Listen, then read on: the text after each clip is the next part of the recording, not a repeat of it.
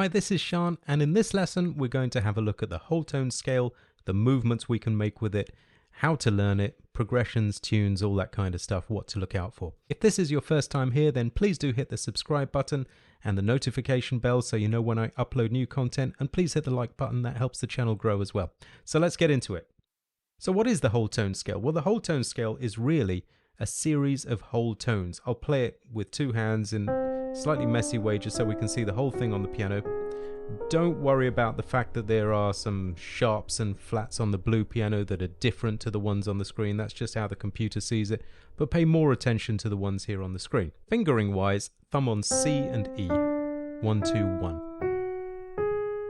And if you're going further, then thumb back on C when you get to the top. And there are only two whole tone scales, because imagine if we had 6 fingers on each hand. This would be the chromatic scale. This is how Barry Harris used to teach it. And these are the two whole tone scales when you do this, right? And separate them. So in other words, there are only two possible, because we've got the C whole tone scale. And if we started on a different note of it, say D, the D whole tone scale would have all the same notes as the C whole tone scale. Same with E, G flat or F sharp, G sharp, A sharp, etc. And therefore you can only have the C whole tone and we'll say the D flat whole tone scale, which kind of makes life easy because there are only two to learn. Now we do need the D flat whole tone scale today because that's what we're going to use in our tune examples. So let's take a quick look. Again, begin on D flat, finger number 2. Now on this one your thumb will go on F and B. So here's a whole tone, whole tone, whole tone, whole tone, whole tone, and then we're done. Okay, so let's just see that with the fingering on the piano.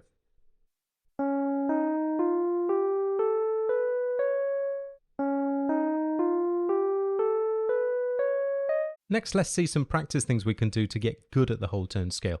So we'll begin on the C one, and in this exercise we're just going to take alternate notes, 1 up to 3, 2 up to its 4, 3 up to its 5, whether they're sharps or not. So if I play this, I think you'll get an idea of what's going on.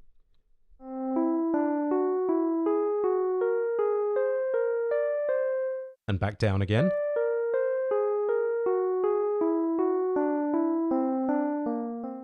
Now it's important to say that really, for people learning this, the tempo should be more like 55, more like, even slower than that. 45, fine. There's no point rushing and just making mistakes all the time. Okay, that's all fine. Then we can do things like broken triads. Now that's when it gets interesting when you use the broken triads, because what you'll find is there are only 2 broken triads in the whole tone scale. So in the C whole tone scale, if I just keep playing alternate notes, in other words, play the C, miss the D, play the E, miss the F sharp, play the, let's call it a G sharp.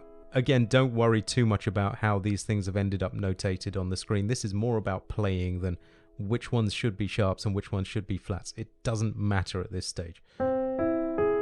So we get a C augmented triad. An augmented triad means the 5th is sharpened. And we also get a D augmented triad. And these just keep alternating. This is the same as the C. This is the same as the D, both augmented. This is the same as C. This is the same as D augmented. So you get these sort of alternating augmented triads in the scale, which can be really useful for chord movement, as we're going to see. So the whole tone scale is really a dominant thing. Why is it a dominant thing? Because if we take that C whole tone scale, we'll see that by missing out any kind of 5th, we get a type of C7. Now we could have the flat 5th in there, which is really handy in the whole tone scale. I guess we could really have the sharp 5th as well. The flat 5th seems to be, the whole tone scale seems to lend itself well to these flat 5 sounds. So I really like those, with or without that 5th. First of all, let's go without and see that we can get C7, D7, E7. Let's say G flat 7, A flat 7, or F sharp 7, G sharp 7, etc. all the way through the scale. And any of those triads that we saw earlier, like all these augmented triads, will work over all those dominant chords. So for example, C augmented, D augmented, all alternating. That could be a C7 before an F major, for example. Beautiful movements just using the whole tone scale. In the other direction, So I had this, I had the pedal, so you may have missed some of it. I'll do it very cleanly. That's why it's so worth learning the whole tone scale, because there are only 2 of them. They're not hard to get together. And in total, they'll give you 4 augmented triads. The other interesting thing about augmented triads is you take an augmented and invert it, you've got another augmented. C augmented is the same as E, is the same as A flat or G sharp augmented, which means those 3 go into 12 notes 4 times. There are only 4 augmented possibilities. You can only see a couple of fingers. I had 4 augmented possibilities, and you get 2 from each whole tone scale.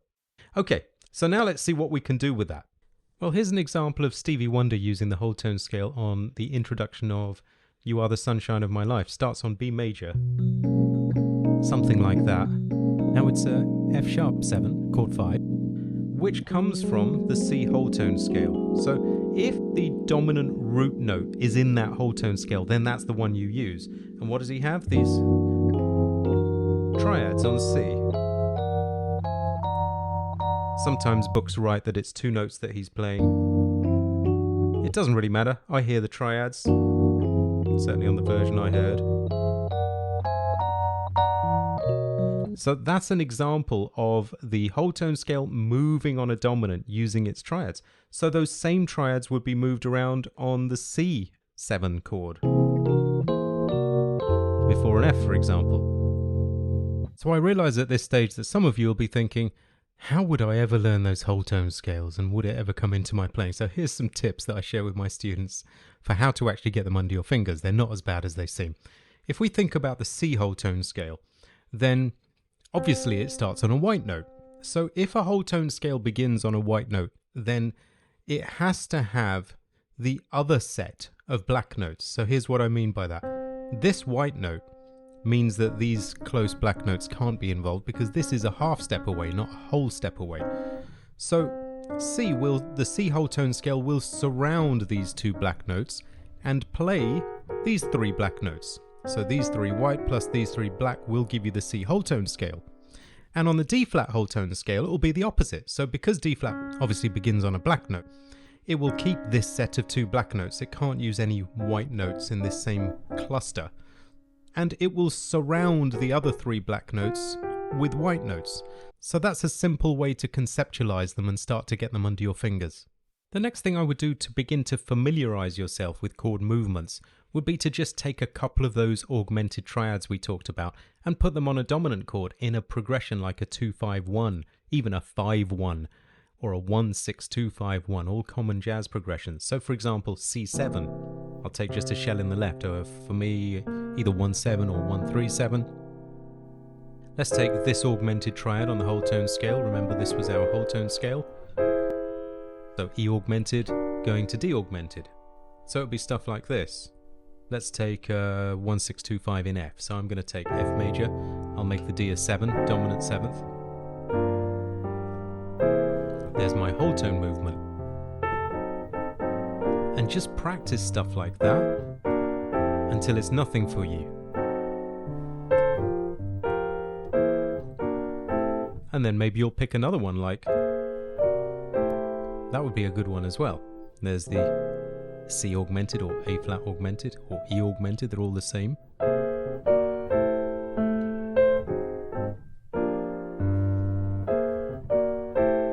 Okay, so beginning to put them in progressions is a good way to get familiar with them, get them under your fingers and start to hear some sounds. Sounds which are useful can be things like this. So when we're dealing with G, it comes from the D flat whole tone, so we have to know this one. But notice how when we're playing G7, of course we want to explore notes in the C major scale if we're going to C major next. But these are the notes that are common to the C major scale and the D flat whole tone scale. It's the F, G, A and the B. And so when I'm moving, those are useful notes. For example, if I had a melody like going on a G7 going to C major, then maybe I'd take whole tones on it. In fact, I can think of a tune that does exactly that. There's Fly Me to the Moon, And this is that same section falling. So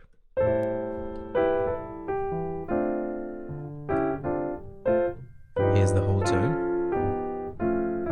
Now, great. You may want to play that. Maybe you don't want as much as that. Maybe just take the last two notes of that, the G and the F. So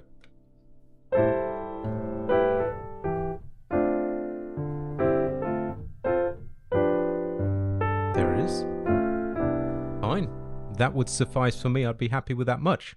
Here are some examples on My One and Only Love. Let me just play through the first 8 bars in case people don't know the tune.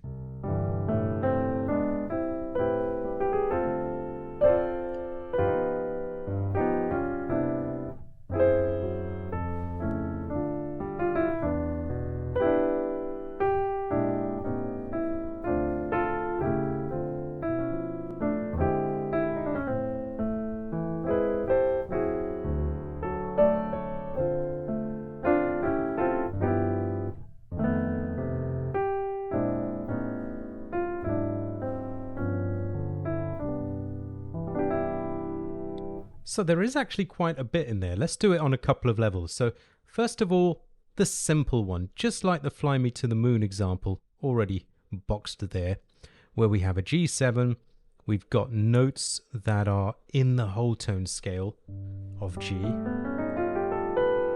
So the G and the F are going to be good times for the whole tone scale. So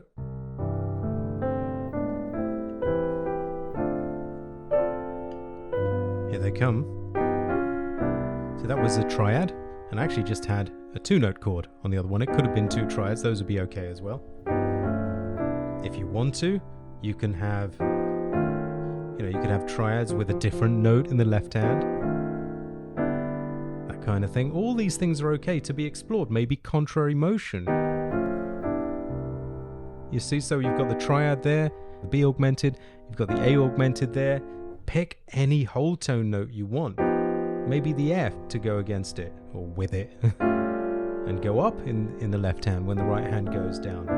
You'll just keep finding different possibilities, and there are so many. That's the beautiful thing about it, about all this stuff. Of course, the thing that people do that's wrong, in my opinion, working with a lot of students, is taking on too much information as well. So if just 2 triads is the time for that and you're playing, fantastic.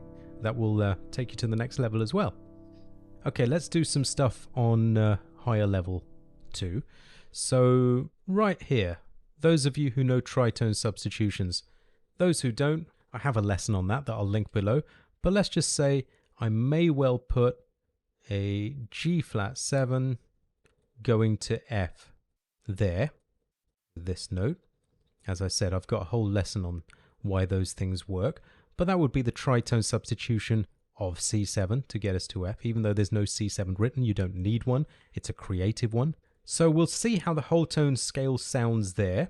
In fact, let's do that now. So there's my, see, I've got C in the melody. This is a voicing I particularly like in the whole tone scale. So G flat 7, I've got the root third in the left, and in the right, I'm going to go down a whole tone to the E and play the augmented triad. So can you see how all this is whole tone? Because if I bring the left hand up an octave, can you see how we've got tone, tone, tone, tone, tone? They're all from the same whole tone scale.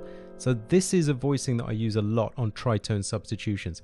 If you're relatively new and you're learning to spot tritone substitutions, they are dominant chords that go down and land a half step. In other words, G flat 7 to F something, okay? For now, for the scope of this video, it's enough to say that, but you can study tritones in more depth in my other videos and on jazz skills as well, of course. So let's see how that sounds from the beginning now.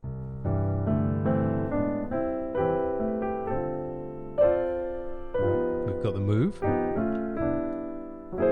and then the whole tone on the G flat 7 as well. Now it's really starting to come to life from a really simple tune. I mean, it's a beautiful tune anyway. I love this tune, but these little touches really bring things to life in a different way, bring more excitement. You can even take random whole tone notes and make a dominant chord.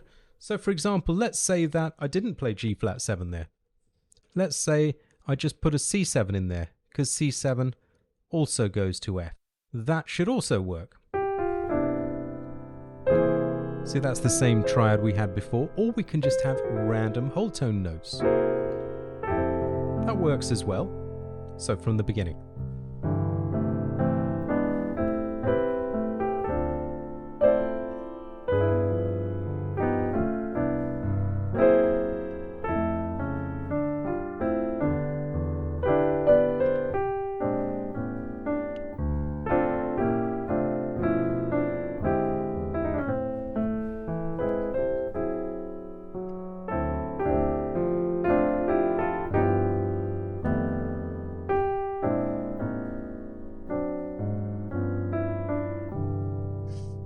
So that's how I use the whole tone scale. There is always more to it, but this is a good way to get started. If you're interested in that, we actually have a whole webinar on the whole tone moves and the scale and what you can do with it on Jazz Skills. In fact, if you did enjoy this lesson, then perhaps you'll consider becoming a Jazz Skills member, where I have hundreds of lessons on movement, voicings, chords, even getting started with jazz right from the beginning and getting fluent, knowing your keys, getting the right skills down, improv, learning tips, help from me, all of that stuff. But thanks for watching and look forward to seeing you on the next one. Bye for now.